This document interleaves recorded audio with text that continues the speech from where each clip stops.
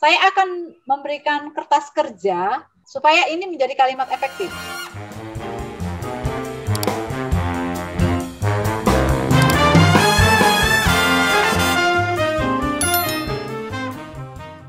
Silakan Bapak Ibu menanggapi tulisan yang ditampilkan oleh narasumber.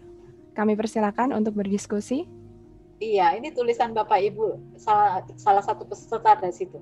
Salah satu peserta hari ini mengirimkan ini tulisannya.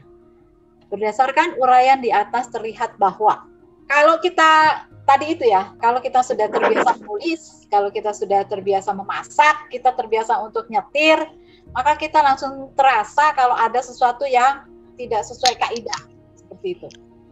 Monggo, Bu Lili mau bicara? Silakan. Matur nuwun Ibu. Mungkin kalau jadi dari paragraf ini terlihat bahwa pokok pikiran yang utama itu adalah pembentukan RFMO yang didasarkan pada beberapa hal. Ya. Mungkin kalimatnya lebih efektif kalau mungkin begini, Bu. Ya. Berdasarkan uraian di atas, pembentukan RFMO itu didasari atas dua hal. Yang pertama adalah adanya penangkapan ikan yang berlebihan yang menyebabkan kerusakan atau kepunahan ikan di suatu wilayah. Kemudian sebab yang kedua adalah adanya konflik pemanfaatan sumber daya perikanan di dunia, misalnya yang terjadi antara negara Amerika Serikat, Uni Soviet, dan beberapa negara di kawasan Northwest Atlantik. Mungkin itu saja. Secara intinya seperti itu, Bu. Iya, betul sekali, Ibu Lili. Jadi kalimat ini menjadi satu paragraf, Bu, di dalam oleh penulis. Sebenarnya ini bisa diefektifkan menjadi seperti yang Ibu Lili contohkan tadi, menjadi dua kalimat atau dua atau tiga kalimat. Nah, di sini Bapak Ibu, maka tadi itu yang saya katakan, ketika kita bekerja dengan kalimat, ingat kita bekerja dengan sesuatu yang powerful. Kalau kita baca apa adanya dari paragraf ini, apakah Bapak Ibu ada merasakan sesuatu kekuatan di dalam paragraf ini? Sebenarnya dia mau bilang apa? Penulis ini mau bilang apa? Atau Bapak Ibu malah merasa bingung? Kenapa? Pak Yunus, silakan. Kalau saya membaca sebetulnya kan sama dengan yang Bu Lili sampaikan tadi, bahwa ini penulisnya ingin mengatakan akan dibentuk RFMO apapun itu ya. Kita nggak tahu RFMO itu apa. Pentingnya membentuk RFMO begitu ya Pak. Tapi di sini kan kita disajikan alasan oleh penulis. Jadi RFMO itu mengakibatkan penangkapan ikan berlebihan, RFMO itu muncul karena adanya konflik. Nah, sebetulnya saya ingin tanya sih sebenarnya ke Bu Upi, di pemerintahan itu dalam dokumen perencanaan kadang-kadang kita mengelaborasi kenapa satu kebijakan itu harus muncul. Kalimat misalnya di paragraf pertama, kalimat kedua, akibat penangkapan ikan dan seterusnya. Kemudian yang paragraf kedua, kalimat yang kedua, misalnya konflik antara, nah itu penjelasan seperti itu diperlukan nggak Bu? Atau langsung kita bilang bahwa pentingnya RFMO dikarenakan apa tadi itu yang Bu Lili sampaikan, beliau bilang sifat ikan yang selalu bergerak dan kemudian adanya konflik pemanfaatan sumber daya. Ya, terima kasih Pak Yunus pertanyaan. Itu menarik sekali, itulah gunanya kita ada di sesi ini. Bapak Ibu sekalian, ketika kita menulis sesuatu, kita memiliki satu pikiran utama di dalam satu paragraf. Pikiran utama itu kita tuangkan di dalam kalimat utama, kemudian kita membutuhkan kalimat pendukung. Jadi yang Pak Yunus katakan, kalimat-kalimat penjelasan yang tentang konflik, tentang mengapa ini perlu, itu bisa dituliskan Bapak. Tidak ada kesalahan, tidak masalah mengenai hal itu. Nah, cara menuliskannya itu harus mendukung ke kalimat utama, kepada pikiran utama, yaitu tentang pentingnya dalam kasus ini ya, tentang pentingnya RFMO, pembentukan RFMO. Itu yang menjadi highlight. Maka cara kerja kita, nanti saya bagikan di kertas kerja ya, cara kerja kita pertama-tama, kita menentukan dulu apa sebenarnya yang mau menjadi pikiran kita, pikiran utama kita. Kemarin di sesinya Pak Raja sudah disampaikan, yang penting ada idenya dulu. Tangkap dulu idenya. Idenya mau bilang apa sebenarnya? Idenya di sini mau bilang RFMO penting.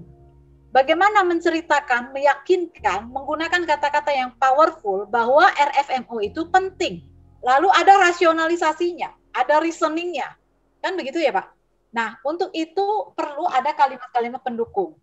Sebenarnya mau bilang itu kan. Sehingga pembaca kita nanti, entah itu pimpinan atau stakeholder lainnya, itu akan tergugah. Oh iya betul, ini penting. Nah, dari sinilah bergerak rencana kita kemudian diterima. menjadi sesuatu wacana yang lebih besar, entah itu kebijakan atau apa. Kan seperti itu ya Pak awalnya. Iya, betul Bu. Begitu ya. Jadi penulis di sini hendak mengatakan pentingnya RFMO. Kalau RFMO nggak ada, aduh bakal muncul konflik kepentingan nih. Dan konflik itu juga nggak main-main nih. Ada negara-negara besar nih yang melakukan penangkapan seperti itu. Jiwanya tuh udah begitu, jiwa. Saya orang jiwa ya. Atmosfernya tuh udah ke sana ya. Maksudnya, tetapi kalau Bu Upi, mohon maaf, harusnya lebih runut. Ya, silakan. Kalau misalnya ruang yang disediakan untuk menulis itu tidak banyak, Bu, kadang-kadang kami dihadapkan pada permintaan untuk tolong disampaikan dalam satu halaman. Satu halaman itu untuk satu bidang besar gitu. Nah, tentunya kan kita nggak bisa punya keleluasaan untuk mengelaborasi seperti ini. Sebaiknya tipe tipe paragraf seperti ini dibuat seperti apa? Langsung aja poin-poin gitu. Langsung. Pentingnya Iya. Nah, maka itu tadi coba Bapak lihat WA Bapak. Bapak Ibu sekalian coba lihat WA Bapak. Ada nggak di situ kata-kata yang berbunga-bunga? Nggak ada kan? Misalnya gini, lu di mana lu? Atau OTW, kan gitu ya Pak, Bu? Di WA kita kan seringkali gitu ya, maksi gitu kan, lagi makan siang maksudnya kan begitu. Itu kalimatnya langsung Pak. Kita menuliskannya secara langsung gitu.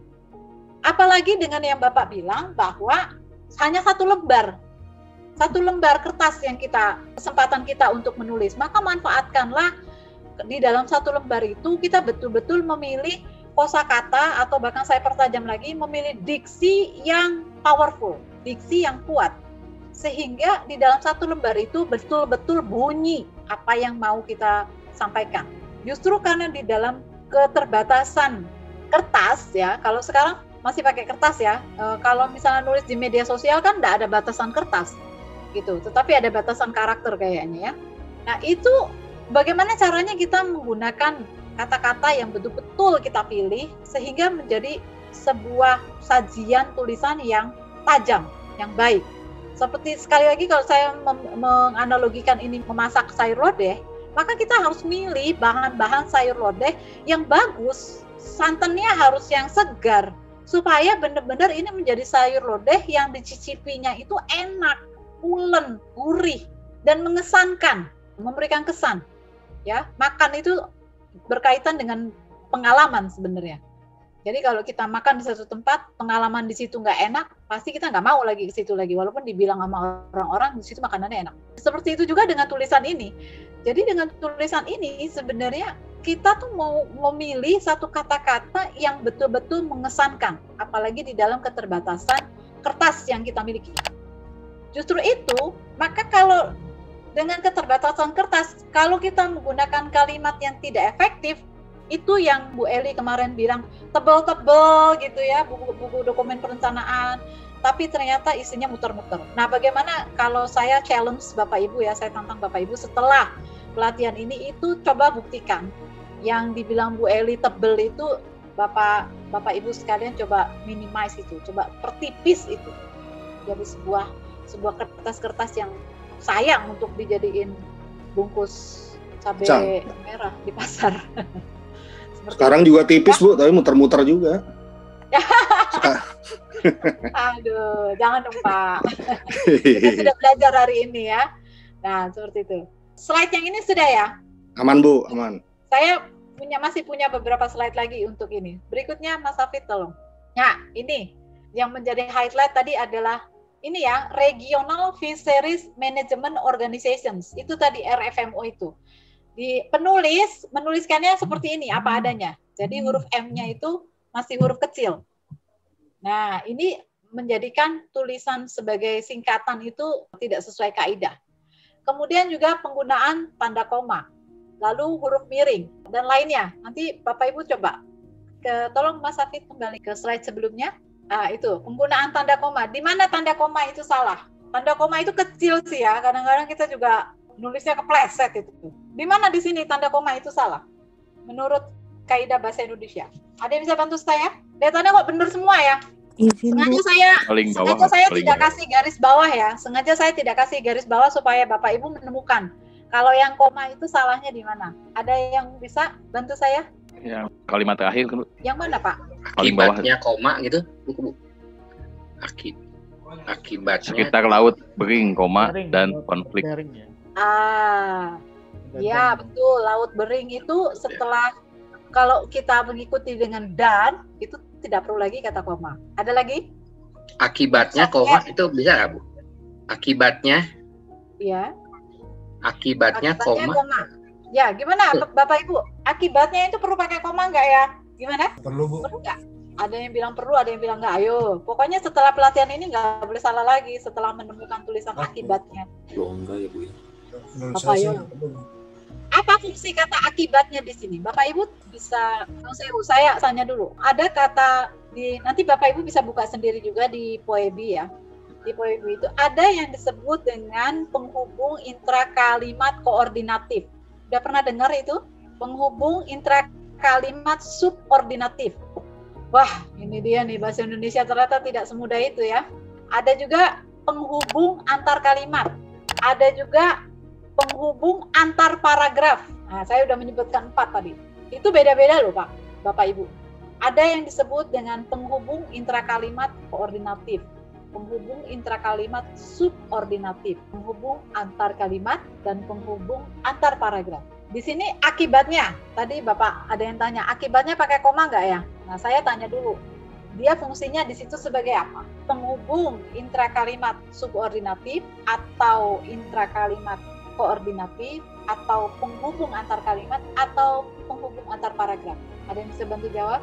Di sini ada kalau nggak Penghubung salah, antar kalimat. Penghubung antar kalimat. Oke, terus kalau sebagai penghubung antar kalimat maka apakah peletakan koma situ sudah tepat? Setelah Tepat ini ya, kayaknya. nggak boleh salah lagi. Tepat ya. Tepat. Iya, Tepat. betul. Sudah tepat. Karena dia menghubungkan kalimat yang di atas kalimat sebelumnya setelah transpondari itu, sebelum transpondari itu. Nah, jadi setelah ini Bapak Ibu nggak boleh salah lagi ya. Setiap kali akibatnya itu dipakai sebagai penghubung antar kalimat itu menggunakan koma. Oke? Iya, Bu. Lanjut ya. Nah, itu tentang tadi itu penghubung intrakalimat seperti misalnya meskipun. Ya, di sini ada meskipun. Oh, nggak ada. Nanti di contoh yang lain itu Meskipun berarti koma. meskipun berarti koma. Itu dia fungsinya sebagai apa dulu, Pak? Meskipun berfungsi sebagai penghubung intrakalimat subordinatif. Jadi dia tidak boleh sebenarnya di awal kalimat, dia di dalam intrakalimat, di dalam kalimat. Jadi tanpa koma. Itu bocoran. Nanti silakan Bapak Ibu sudah periksa lagi di Poebinya nanti. Oke, kita lanjut dulu ya. Waktu jalan terus. Saya masih punya beberapa paragraf. Tolong Mas Hafiz